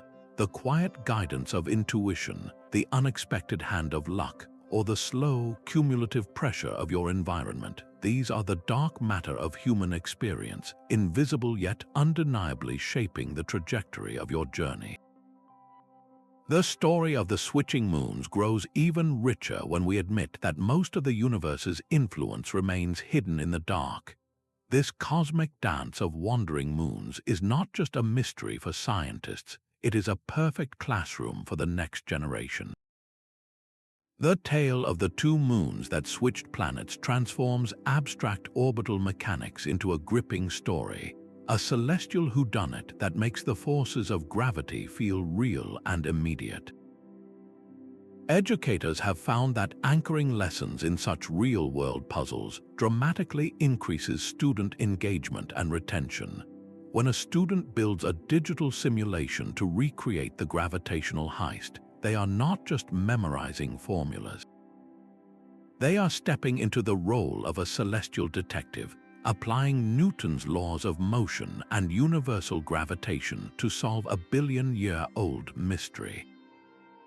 The conservation of energy and momentum is no longer a dry principle in a textbook. It becomes the currency of the swap, the very thing one moon stole from the other to change its destiny. Science teachers often report that these narratives are the key that unlocks complex topics. By framing chaos theory not as a difficult mathematical concept, but as the reason a tiny nudge could lead to a planetary betrayal, students grasp the profound implications of sensitive dependence. One popular classroom activity involves giving students orbital parameters for two hypothetical moons and a list of possible perturbations. Their task is to run simple models, adjusting variables like mass and velocity, to see if they can engineer a swap themselves. This process builds critical thinking and problem-solving skills far more effectively than rote learning. They must piece together clues from gravity, momentum, and orbital resonance, much like assembling the evidence in a mystery novel. Each failed simulation teaches them something new about the delicate balance of our solar system, while a successful swap brings a thrill of genuine discovery. What stories from your own education stuck with you because they wrapped a complex truth in a compelling narrative? The educational power of this event lies in its ability to turn cosmic speculation into a direct source of inspiration, proving that the greatest lessons are often hidden within the most astonishing tales. The same gravitational chaos that can swap moons holds another, more beautiful secret. It can weave that disruption into a crown, a temporary ring of glittering debris encircling a planet. When a moon is violently wrenched from its stable path, the event does not always end with a clean exchange. Sometimes it ends with a spectacular disintegration, a cosmic scattering of ice and rock that paints a new, fleeting masterpiece across the sky. Ring dynamicists who study these structures explain that planetary rings are often the direct result of such orbital catastrophes. A moon passing too close to its planet can be torn apart by immense tidal forces, its material shredded and spread into a disk. Alternatively, a high-speed collision between two moons, perhaps during the chaotic moments of a swap, can pulverize them both, creating a cloud of debris that eventually flattens into a ring. This process is governed by a critical boundary known as the Roche limit. This is the orbital distance within which a planet's gravity overwhelms the internal gravity holding a moon together. Think of it as a celestial point of no return, a moon that drifts inside this limit, perhaps nudged by a gravitational resonance or a close encounter, will experience a tidal pull on its front side so much stronger than the pull on its backside that it is literally stretched apart. It is not crushed by pressure but pulled into a stream of fragments, like a ball of clay being drawn out into a long, thin rope until it breaks. We see evidence of this delicate balance throughout our solar system. Saturn's magnificent rings are the quintessential example, a vast disk likely formed from the destruction of a modest-sized moon of ice. Jupiter's faint, dusty rings are fed by constant micrometeorite impacts on its small inner moons, a gentle, ongoing version of the same process. Even Neptune's enigmatic ring arcs, those clumpy, incomplete segments, are thought to be shepherded and confined by the gravity of a single, tiny moon, a fossilized record of a past dynamical shake-up. Visualize a dancer in a sparkling costume spinning in a dramatic, unexpected turn. As she moves, the force of the motion causes sequins to fly from her dress, catching the light in a brilliant, swirling cloud around her. The beauty of the moment arises directly from the disruption of the spin, a temporary halo born from chaos. The ring that forms from a moon swap is that sequin cloud on a cosmic scale, a stunning but short-lived creation. Its particles will slowly spiral inward or be pushed outward, and within a few million years, the celestial crown will have faded away, its material lost or re-accreted into new, smaller moons. How often has a sudden disruption in your own life, a broken plan or an unexpected ending, ultimately scattered the pieces that would later form the foundation of something new and beautiful? The formation of a planetary ring is a cosmic lesson in transformation, reminding us that even the most violent changes can give rise to breathtaking, if temporary, splendor. Amid the grand gravitational tugs of planets, a far gentler force whispers its own influence. Solar winds, those relentless streams of charged particles flowing from the sun, exert a faint but persistent pressure on every object in their path. For a massive moon, this push is negligible, lost in the noise of gravity's roar. But for a smaller, icy moon or a cloud of dusty debris surrounding it, this gentle cosmic breeze can, over eons, slowly and surely push it off course. Heliophysicists who study these interactions describe it as the universe's most patient sculptor, a force that works not in violent shoves, but in imperceptible nudges that accumulate into profound change. The physics behind this is captured in a concept known as pointing Robertson drag. When a small particle in space moves through sunlight, it effectively feels a headwind. It absorbs solar radiation from the front and re-radiates that energy in all directions, creating a net force that acts against its direction of motion. This tiny drag saps its orbital energy, causing it to spiral slowly inward over millions of years.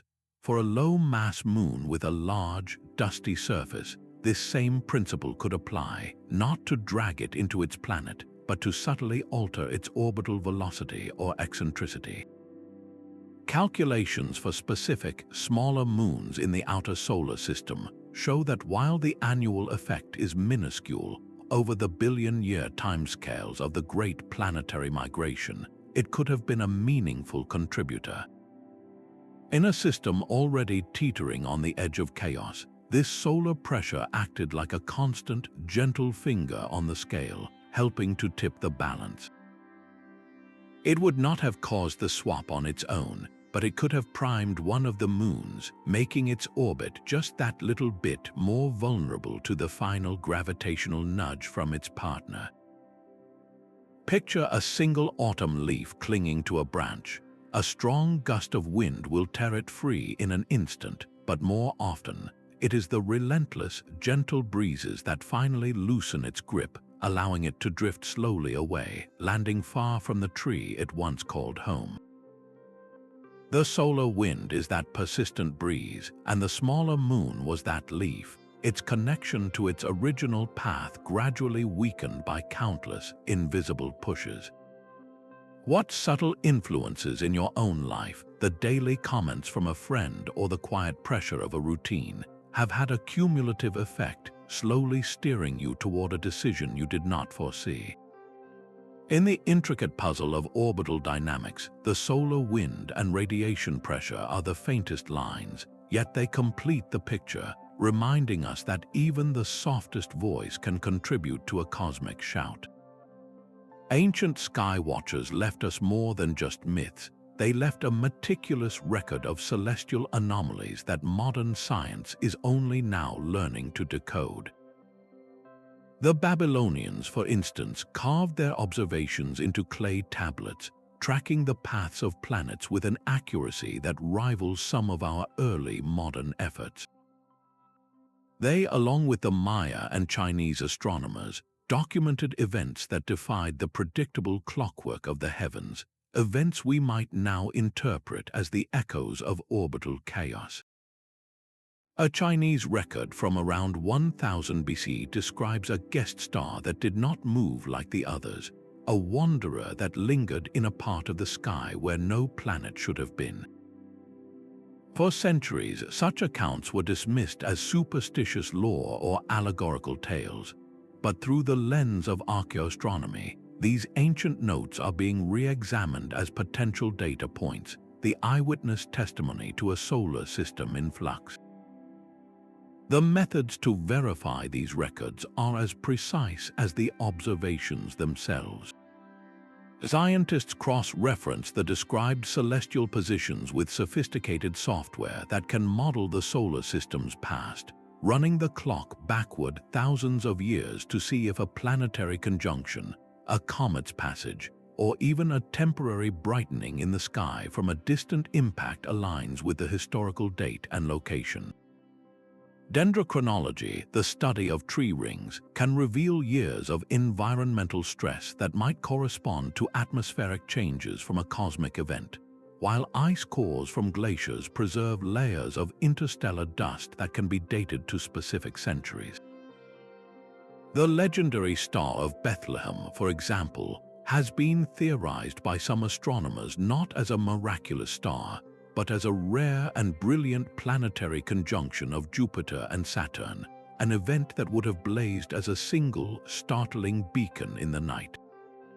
Could such an event have been amplified or even caused by a slight, temporary perturbation in a moon's orbit, one that subtly altered a planet's apparent path?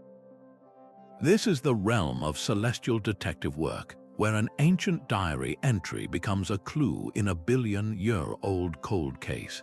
Think of a historian finding a faded logbook from a ship captain describing a strange tide or an unexpected current.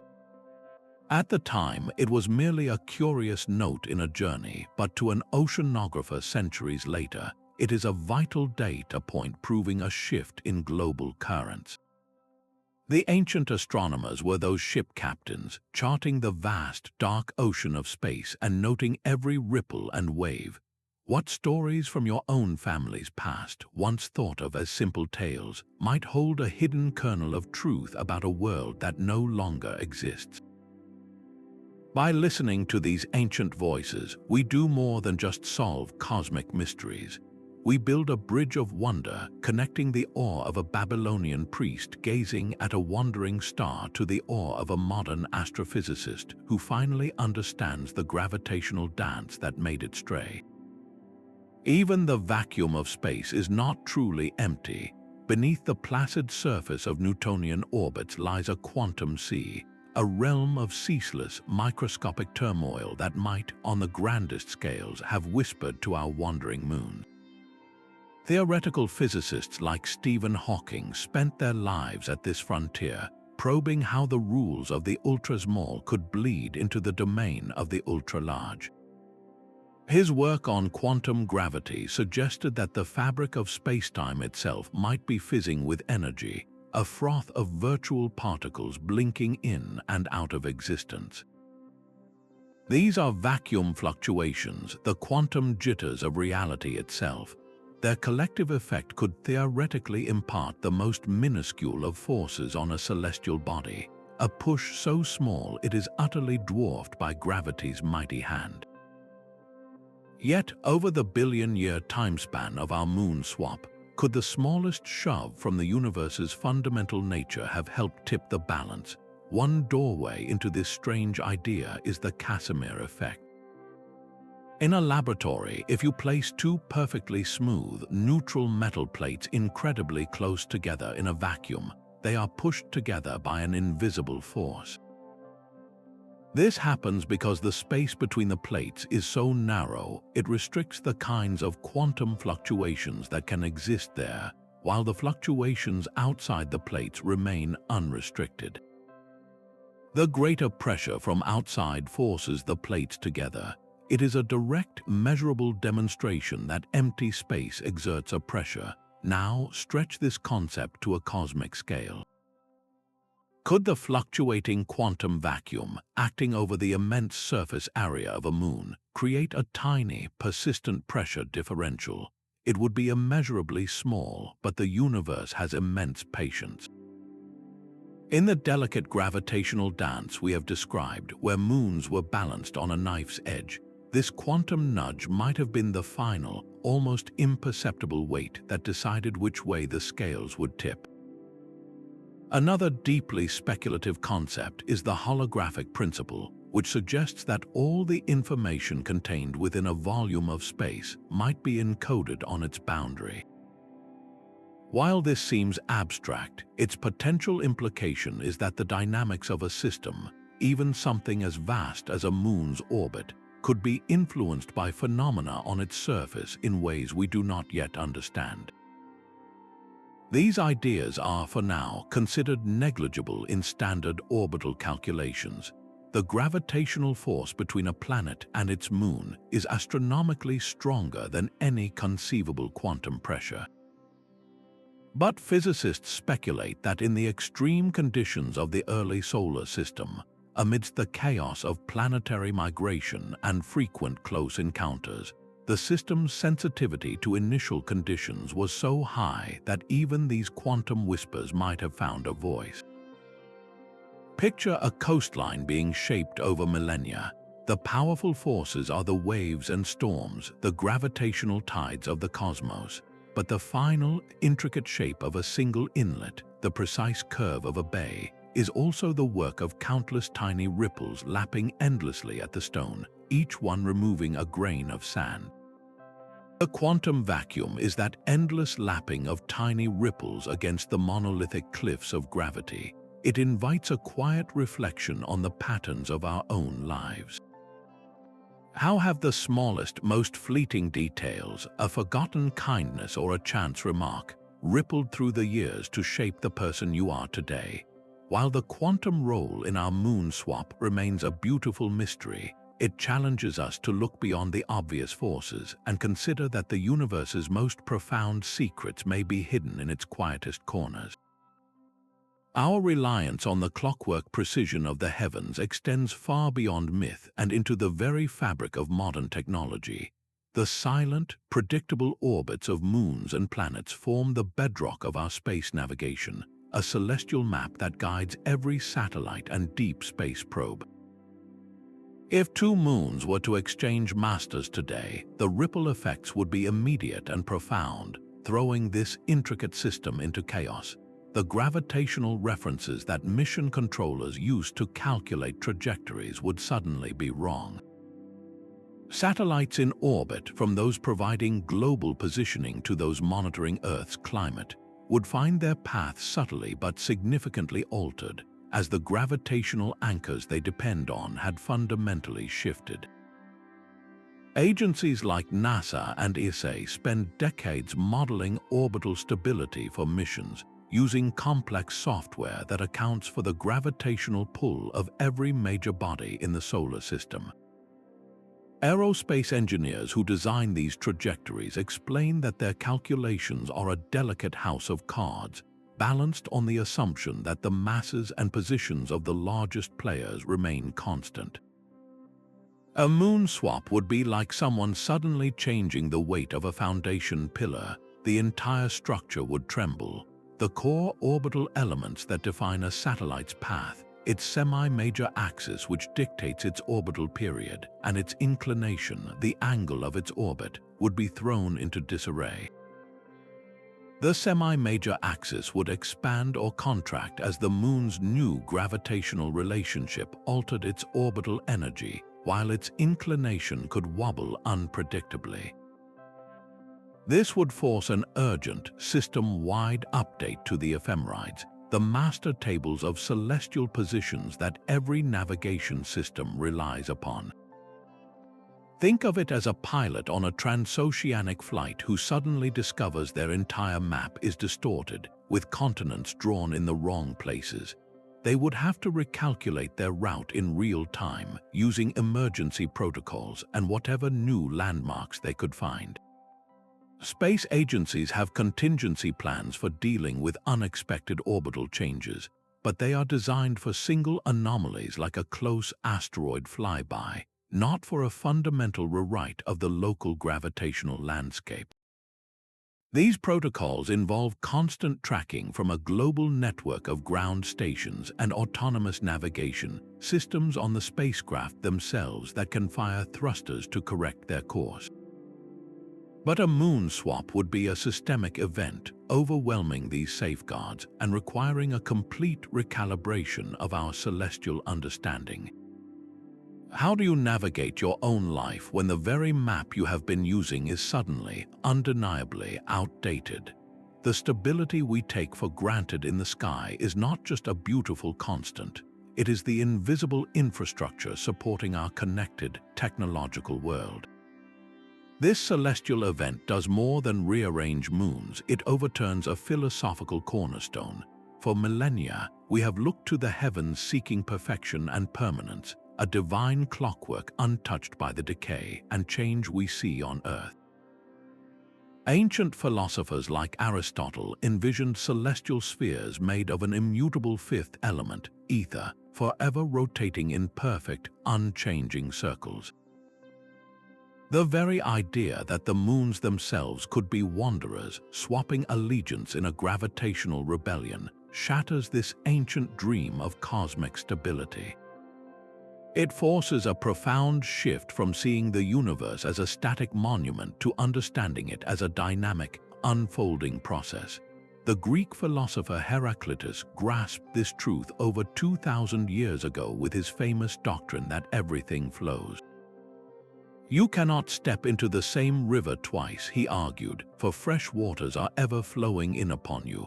The cosmos is that river on a grand scale, with gravity as its current, constantly carving new paths and reshaping its own banks.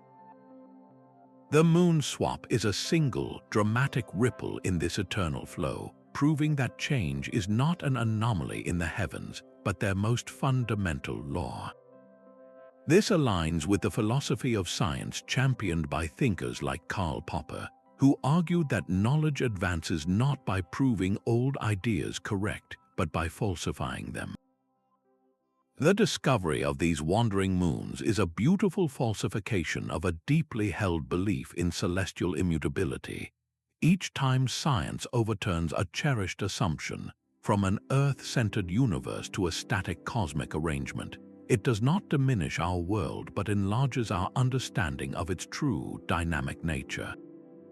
This perspective connects the moon swap to the grandest processes of cosmic evolution. Stars are not permanent fixtures, they are born from collapsing clouds of gas, burn for billions of years, and then die in spectacular supernova, scattering the elements of life across the galaxy. Entire galaxies collide and merge, their structures utterly transformed over eons. Our own solar system's calm is merely a temporary eddy in this relentless cosmic current. The swap is not an isolated oddity, but a single note in a universal symphony of change. How does accepting this fundamental impermanence reshape your own perspective? If even the moons are not where they belong, then the only constant in our lives, and in the universe itself, is transformation. This philosophical depth elevates the tale from a scientific curiosity to a profound metaphor for existence, inviting us to find our stability not in resisting change, but in learning to dance with its eternal, flowing rhythm. Artists and filmmakers hold the unique power to translate this cosmic mystery into a shared visual language, transforming abstract gravitational equations into a breathtaking spectacle we can all feel. An animated short could depict the two moons not as cold, dead rocks, but as celestial dancers, their slow, graceful arc across the eons set to a sweeping orchestral score that swells with the tension of their approach and the triumphant wonder of their final exchange. This emotional connection is the key that unlocks true understanding, making the invisible forces of gravity and momentum feel as real as the pull of the tide. Documentaries can weave together scientific data with cinematic recreations, while virtual reality experiences could place you right in the heart of the chaos, floating in the void as you watch two worlds trade places before your eyes. Science communicators like Neil deGrasse Tyson often emphasize that art is not a replacement for data, but its essential partner. It builds a bridge between the cold, hard numbers and the human heart, allowing wonder to fuel curiosity and drive a deeper engagement with the science itself. Visualizing something as intangible as a gravitational field requires clever techniques. Animators might use a flowing, ethereal fabric to represent spacetime, showing how the planets create deep wells that the moons roll through. They could illustrate orbital paths with shimmering trails of light, their colors shifting to show changes in velocity and energy.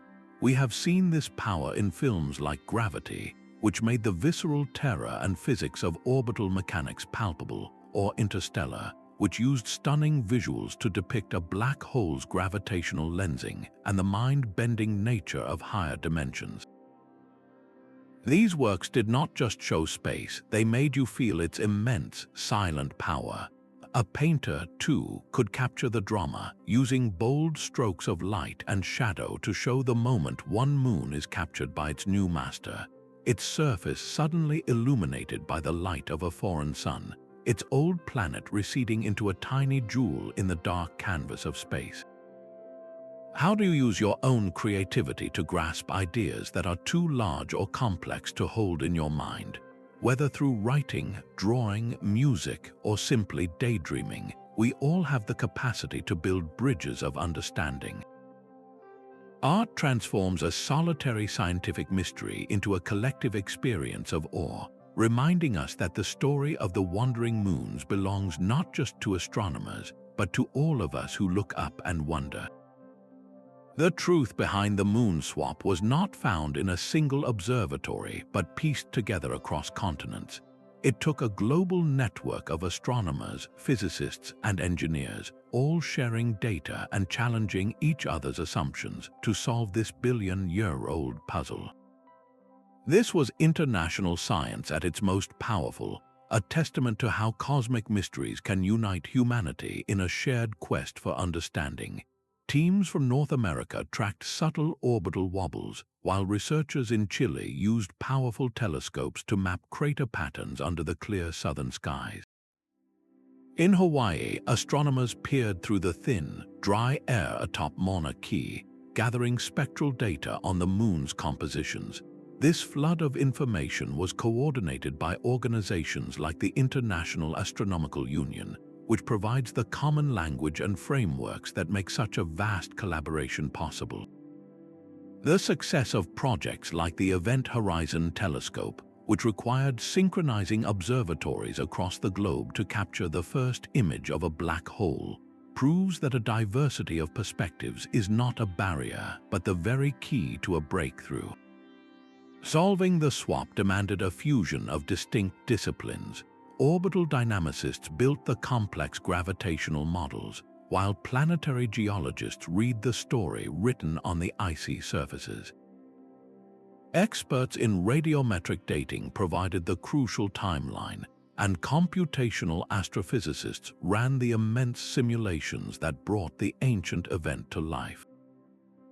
This process was accelerated by a culture of open-source data and international conferences, where a chance conversation between a specialist in tidal forces and an expert in chaos theory could spark the idea that solved the entire case.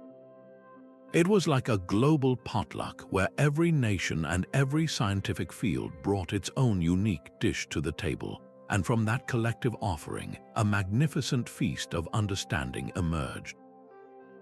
How has collaboration, the blending of different skills and viewpoints, unlocked a solution or enriched a project in your own life? These global efforts remind us that while a single mind can ask a profound question, it often takes a world of minds working together to find the answer. Our journey through this celestial saga ends where it began, in the quiet recognition that the cosmos is far from static. We started with a single, baffling anomaly, a flicker in the data that refused to be ignored. From there, we unraveled a story written in gravity's own hand, a narrative of tidal forces patiently stretching orbits, of planetary migrations setting a chaotic stage, and of a precise gravitational dance that culminated in an astonishing exchange. We saw how the clues were etched into cratered surfaces and confirmed in supercomputer simulations, a detective story spanning billions of years. This tale transcends mere orbital mechanics, touching everything from the potential for life on distant exoplanets to the profound responsibility we might one day hold as stewards of our own celestial neighborhood. At its heart, this discovery reinforces a single, powerful theme. The universe is not a museum of fixed exhibits, but a living, breathing, and endlessly dynamic arena. Its stability is a temporary truce in an eternal negotiation of forces, a reality that challenges our deepest assumptions and invites a more humble, yet more wondrous perspective. The astronomer Carl Sagan once reflected that somewhere, something incredible is waiting to be known. The story of these two wandering moons is a beautiful testament to that truth, a reminder that the greatest discoveries often lie in questioning what we think we already understand. This cosmic switcheroo does not just expand our knowledge, it ignites our imagination. It asks us to keep looking up with fresh eyes, to embrace the mysteries that still dance in the darkness. So I leave you with a question of your own.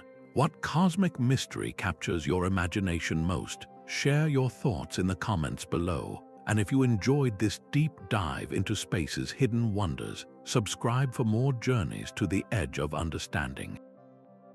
The night sky is not a ceiling but a doorway, and every star holds a story yet to be